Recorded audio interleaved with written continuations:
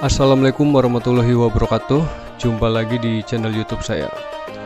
Baik, di video kali ini saya akan menyampaikan tentang penjelasan dari pengertian etika, moral, dan akhlak. Kebetulan video ini saya buat untuk keperluan tugas UTS Pendidikan Agama Islam. Nah, sebelumnya saya ingin memperkenalkan terlebih dahulu ya, yaitu perkenalkan, nama saya Arif Nugroho. Saya mahasiswa dari Pancasakti University atau Universitas Pancasakti Bekasi. Untuk nomor induk mahasiswa saya yaitu 3912150036. Saya menempuh program studi Sistem Informasi yaitu di semester 1. Untuk dosen pengampu pada pendidikan agama Islam ini yaitu Bapak Son Haji SAG MM. Baik, untuk memulai videonya atau penjelasannya, yaitu kita mulai dari pengertian etika ya. Kata etika berasal dari bahasa Yunani atau ethos yang artinya adat kebiasaan. Etika merupakan istilah lain dari akhlak, tetapi memiliki perbedaan yang substansial, yaitu konsep akhlak berasal dari pandangan agama terhadap tingkah laku manusia, sedangkan konsep etika berasal dari pandangan tentang tingkah laku manusia dalam perspektif filsafat. Di sini ada beberapa pandangan dari para filsafat ya yang terkemuka. Antara lain yaitu dari Wingler Prince, ada juga dari Hamzah Yakub, dan banyak filosofi atau filsafat yang lainnya ya. Nanti kita bisa lihat di videonya ya. Nah, kemudian tentang etika. Etika adalah sebuah tatanan perilaku berdasarkan suatu sistem tata nilai suatu masyarakat tertentu. Nah, seperti yang tadi dijelaskan, ada etika juga, ada akhlak juga ya, tapi tadi juga ada perbedaannya seperti apa. Sedangkan etika itu bersifat umum.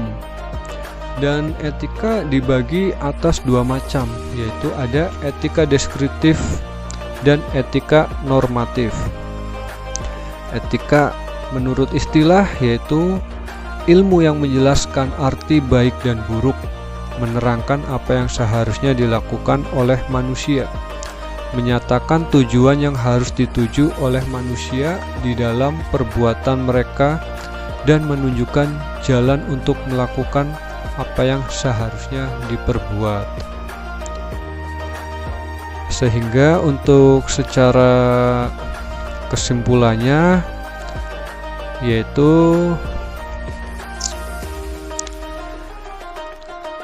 diambil dari semua pandangan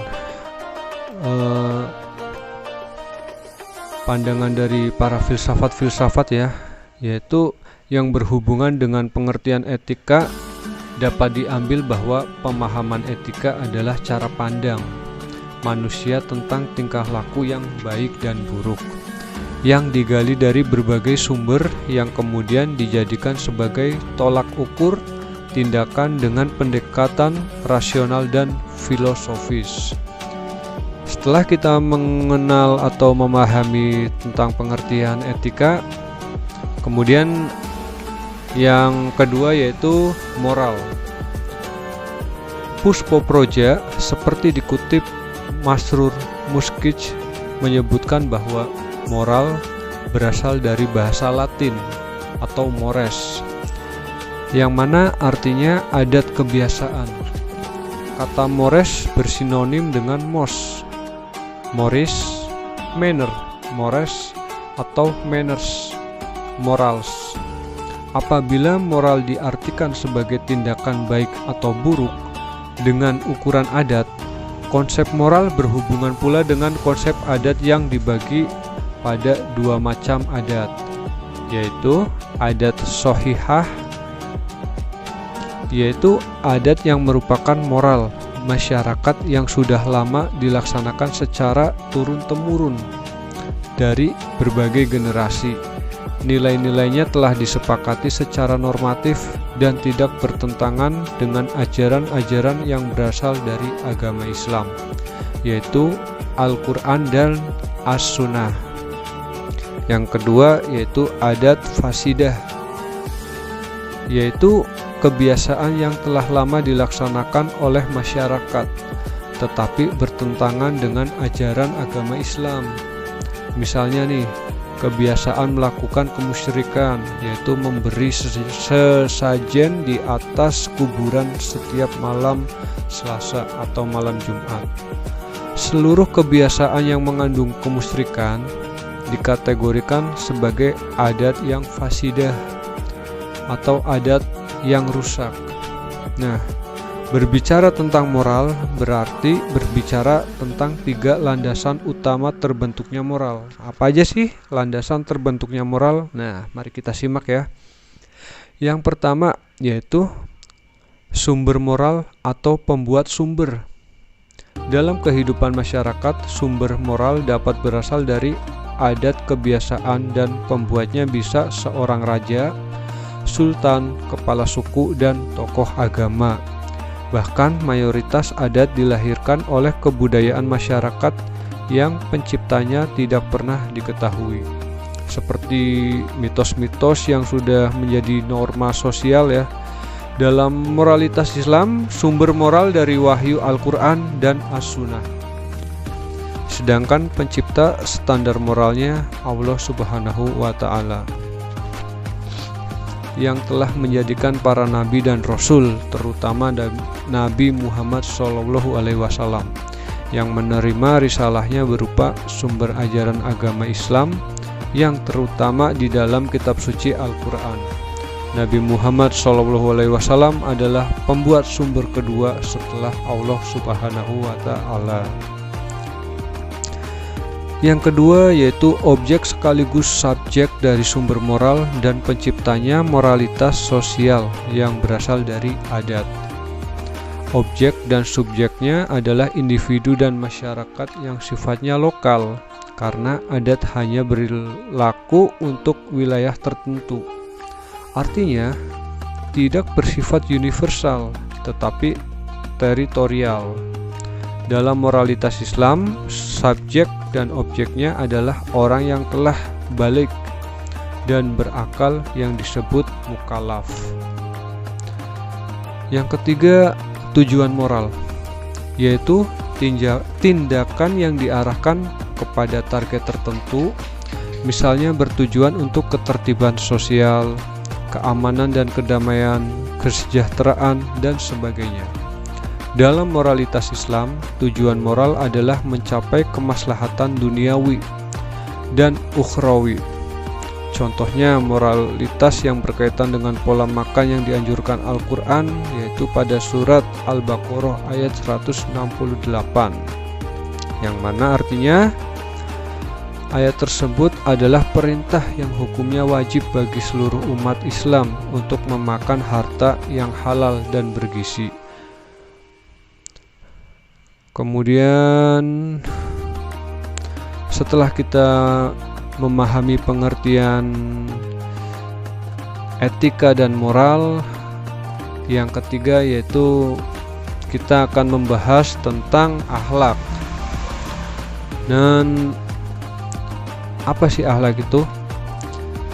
Pengertian akhlak, kata akhlak berasal dari bahasa Yunani, yaitu jamak dari khulukun, yang berarti budi pekerti, perangai, tingkah laku atau tabiat, tata krama, sopan santun, adab, dan tindakan. Kata akhlak juga berasal dari kata kholako atau kholakun, artinya kejadian, serta erat hubungan dengan kholik, yang artinya menciptakan tindakan atau perbuatan sebagaimana terdapat kata al-khaliq yang artinya pencipta dan makhluk yang artinya diciptakan. Secara linguitas, kata akhlak berasal dari bahasa Arab, yaitu isim masdar bentuk infinitif dari kata al-akhlaq, yukhliqu ikhlaqan sesuai timbangan wazan sulasi majid, al-fala yuj'ilu if'alan yang berarti al-sajiyah atau perangai, at-tabi'ah kelakuan, tabiat watak dasar, al-adat kebiasaan atau kelasiman, al-maru'ah peradaban yang baik, dan ad-din agama. Kata akhlak juga isim masdar dari kata akhlaq, yaitu ikhlaq. Berkenaan dengan ini timbul pendapat bahwa secara linguitas akhlak merupakan isim jamid atau isim khoir mustaq, yaitu isim yang tidak memiliki akar kata. Dalam pengertian umum, akhlak dapat dipadankan dengan etika dan atau nilai moral. Adapun pengertian akhlak menurut terminologi beberapa ahli berpendapat, yaitu dari Imam Al-Ghazali, kemudian ada Ibrahim Anis ya. Semua definisinya akhlak secara substansi tampak saling melengkapi dengan 5 ciri akhlak, yaitu akhlak adalah perbuatan yang telah tertanam kuat dalam jiwa seseorang sehingga telah menjadi kepribadiannya. Akhlak yang kedua adalah akhlak adalah perbuatan yang dilakukan dengan mudah tanpa pemikiran. Ini tidak berarti bahwa saat melakukan perbuatan, orang yang bersangkutan dalam keadaan tidak sadar, hilang ingatan, atau tidur, ataupun gila. Akhlak adalah perbuatan yang timbul dari dalam diri orang yang mengerjakannya, tanpa paksaan atau tekanan dari luar. Perbuatan akhlak adalah perbuatan yang dilakukan atas dasar kemauan, pilihan, atau keputusan yang bersangkutan. Kemudian akhlak adalah perbuatan yang dilakukan dengan sesungguhnya, bukan main-main atau karena bersandiwara. Perbuatan yang dilakukan ikhlas semata-mata karena Allah, bukan karena ingin dipuji. Perbuatan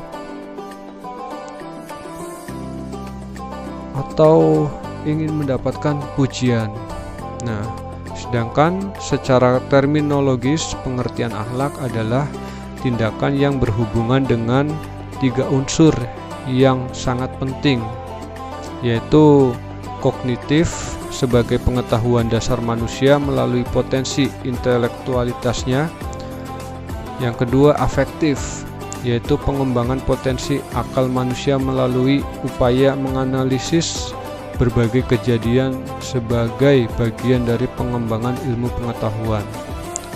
Kemudian psikomotorik atau psikomotorik maksudnya, yaitu pelaksanaan pemahaman rasional ke dalam bentuk perbuatan yang konkret. Akhlak sebagai potensi yang bersemayam dalam jiwa menunjukkan bahwa akhlak itu abstrak, tidak dapat disyukuri, diberi nilai oleh indrawi manusia. Untuk itu, memberikan penilaian baik atau buruknya akhlak seseorang dilihat dari perbuatan-perbuatan yang sudah menjadi kebiasaan, dan inilah yang disebut dengan perbuatan akhlak baik. Jadi seperti itu ya untuk penjelasan dari etika, moral, dan akhlak. Baik, mungkin cukup sekian video dari saya. Saya mohon maaf apabila banyak kekurangan, mungkin ada kesalahan juga. Saya minta maaf sebesar-besarnya, dan terima kasih untuk semuanya. Dan sebelum menutup video ini, saya ucapkan banyak terima kasih. Wabillahi taufik wal hidayah. Wassalamualaikum warahmatullahi wabarakatuh. Terima kasih.